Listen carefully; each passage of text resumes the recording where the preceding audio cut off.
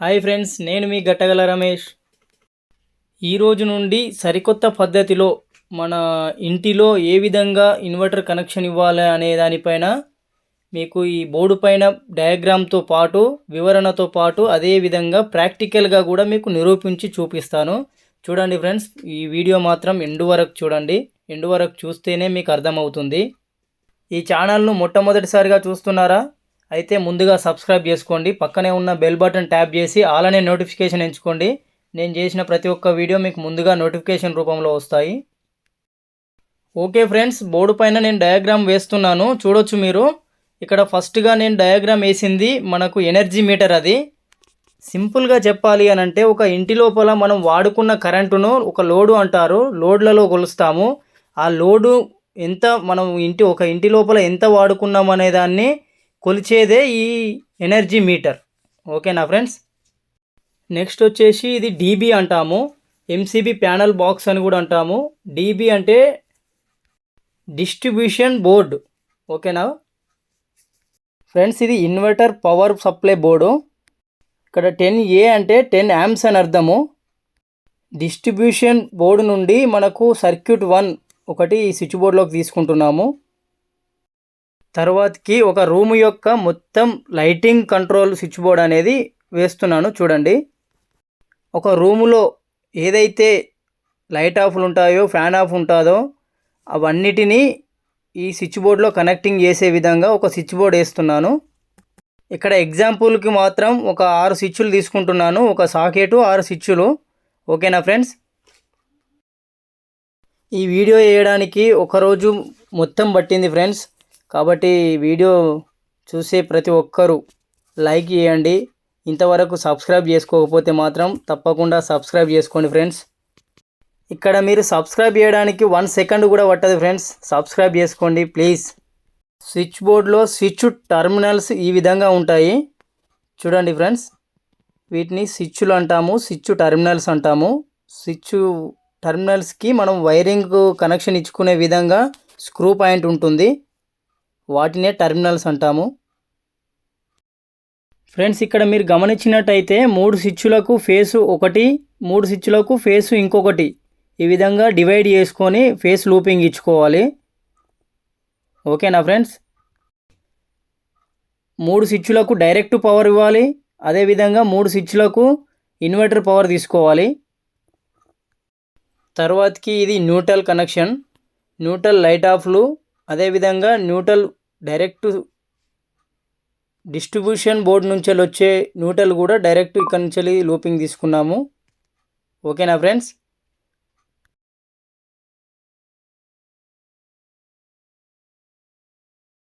తర్వాతకి distribution board నుంచి circuit 2 ఈ స్విచ్ బోర్డుకు తీసుకోవాలి. ఈ సర్క్యూట్ అనేది రెండో సర్క్యూట్ కాబట్టి సర్క్యూట్ 2 అని అంటున్నాను. ఫస్ట్ సర్క్యూట్ అనేది ఫేస్ న్యూట్రల్ ఇన్వర్టర్ దగ్గరికి వెళ్ళినాయి. సో సెకండ్ సర్క్యూట్ అనేది ఫేస్ న్యూట్రల్ ఈ రూమ్ కంట్రోల్ స్విచ్ బోర్డులోకి వచ్చినాయి. ఓకేనా ఫ్రెండ్స్? తర్వాత డయాగ్రామ్ ఇన్వర్టర్ది. ఈ ఇన్వర్టర్ డయాగ్రామ్ వేస్తున్నాను చూడండి. ఇన్వర్టర్ బ్యాక్ సైడ్ మాత్రమే డయాగ్రామ్ వేస్తున్నాను ఫ్రెండ్స్. ఇన్వర్టర్ బ్యాక్ సైడ్ ఒకటి ఎంసీబీ ఉంటుంది. ఈ ఇన్వర్టర్ ఏదైనా షార్ట్ సర్క్యూట్ అయినప్పుడు అలా కాకుండా రక్షించే విధంగా ఈ ఎంసీబీ ఉంటుంది. ఏదైనా ప్రమాదం జరిగినప్పుడు, ఓవర్లోడ్ అయినా, ఇంకేదైనా ఇన్కేస్ జరిగిన ఇన్వర్టర్లో ప్రాబ్లం జరిగినప్పుడు ఈ ఎంసీబీ అనేది లోడును ఆఫ్ చేస్తుంది. ఎంసీబీ లోడును కంట్రోల్ చేసి ఆఫ్ అయిపోతుంది. ఓకేనా ఫ్రెండ్స్? అదేవిధంగా ఇన్వర్టర్కి సంబంధించిన పవర్ కేబుల్ ఒకటి ఉంటుంది, దీన్ని ఇన్పుట్ అని కూడా అనవచ్చు. పవర్ను ఇన్వర్టర్లోకి తీసుకొని బ్యాటరీలో స్టోర్ చేసే విధంగా ఈ పవర్ కేబుల్ పనిచేస్తుంది. మరియు 3 పిన్ సాకెట్ ఉంటుంది. ఆ 3 పిన్ సాకెట్ వచ్చేసి ఇన్వర్టర్ అవుట్పుట్ని ఇస్తుంది. పవర్ లేనప్పుడు ఇన్వర్టర్ పవర్ అనేది ఈ 3 పిన్ సాకెట్ రైట్ సైడ్లో అవుట్పుట్ ఇస్తుంది. Friends, inverter to power connection ఏ విధంగా కనెక్షన్ చేసుకోవాలో చెప్తాను చూడండి. ఇన్వర్టర్కి ఆల్రెడీ ఇన్స్టెంట్గానే మనకు కేబుల్ ఒకటి వస్తుంది 3 పిన్తో. ఆ కేబుల్ తీసుకెళ్ళి డైరెక్ట్ పవర్లో పెట్టడమే. ఓకేనా ఫ్రెండ్స్? ఇది ఆ కేబుల్. ఇది డైరెక్ట్ పవర్లో 3 పిన్ ప్లగ్తో దాంట్లో పెట్టేశాము. ఇక్కడ గమనించాల్సిన విషయం ఏంటంటే face right side neutral left side ఉండే విధంగా చూసుకోవాలి. ఇక్కడ అందరికీ అర్థమయ్యే విధంగా ఉండాలని ఈ ప్లస్ మైనస్ సింబల్ను రాస్తున్నాను. ఫేస్ న్యూట్రల్ అనేది కూడా నేను ఇక్కడ రాస్తున్నాను, మీరు గమనించవచ్చు.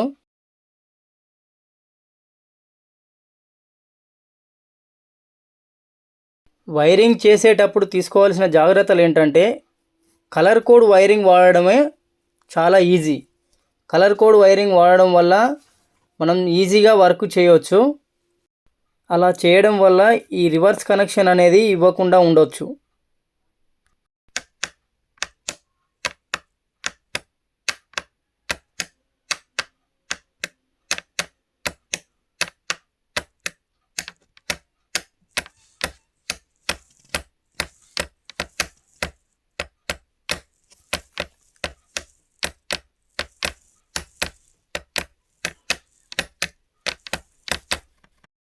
ఇన్వర్టర్ వెనుక సైడు చిన్నది ఒక ఫ్యాన్ ఉంటుంది.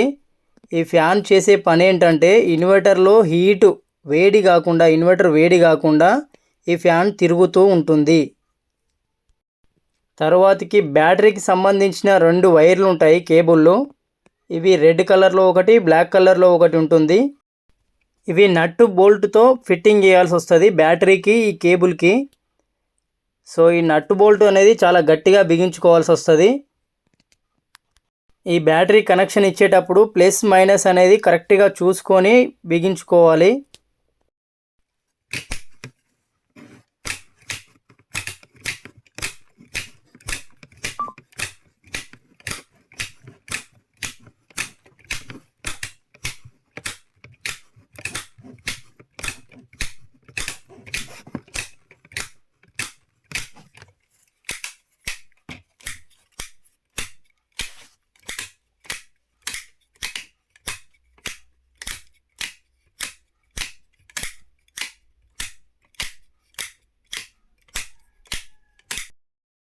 ఇక్కడ ఇన్వర్టర్ కనెక్షన్ వచ్చేసి సింగిల్ వైర్ తీసుకోవాలి. ఆ సింగిల్ వైర్ కూడా 3 పిన్ సాకెట్లో రైట్ సైడ్ మాత్రమే తీసుకోవాలి. ఓకేనా ఫ్రెండ్స్, ఇది 3 పిన్ టాప్తో పెట్టుకుంటే బాగుంటుంది. 2 పిన్ టాప్కు కనెక్షన్ ఇస్తే మాత్రం రివర్స్ అవుతుంది, కాబట్టి 2 పిన్ టాప్ అనేది ఇందులో కరెక్ట్ కాదు.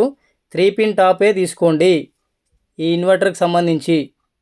3 పిన్ టాప్లో రైట్ సైడ్ ఫేస్ బిగించుకోవాలి. తర్వాతకి టీవీ పాయింట్కు ఒక న్యూట్రల్ తీసుకుంటున్నాము. ఈ న్యూట్రల్ అనేది లైట్ ఆఫ్లో నుండి ఈ టీవీ పాయింట్ దగ్గరకు వచ్చింది. ఓకేనా ఫ్రెండ్స్,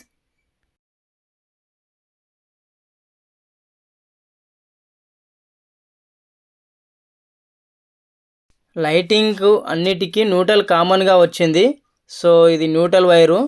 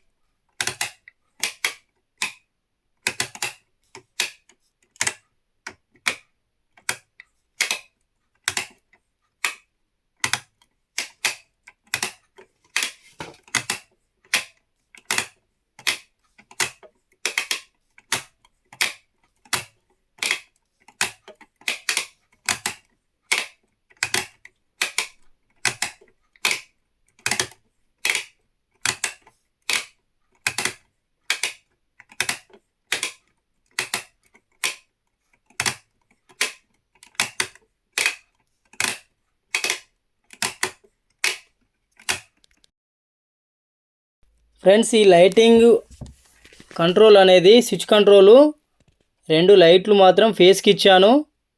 ఇంకొక లైట్ మాత్రం ఇక్కడ ఇన్వర్టర్ ఫేస్కి ఇచ్చాము, మీరు అబ్జర్వ్ చేయవచ్చు. మనం ముందుగా ఏదైతే స్విచ్ బోర్డ్లో కనెక్షన్ ఇచ్చుకున్నామో ఈ 3 స్విచ్లు ఫేస్ కనెక్షన్, 3 స్విచ్లు ఇన్వర్టర్ ఫేస్ కనెక్షన్గా మనం లూపింగ్ చేసుకున్నాం కదా, అదే విధంగా ఇప్పుడు ఈ లైటింగ్ కంట్రోల్ కూడా మనం ఆపరేట్ చేస్తాము. ఈ 2 లైట్లు అనేది ఫేస్కి ఇచ్చాను, డైరెక్ట్ ఫేస్కి. ఇంకొక లైట్ ఆఫ్ వచ్చేసి ఇన్వర్టర్ ఫేస్కి ఇచ్చాము.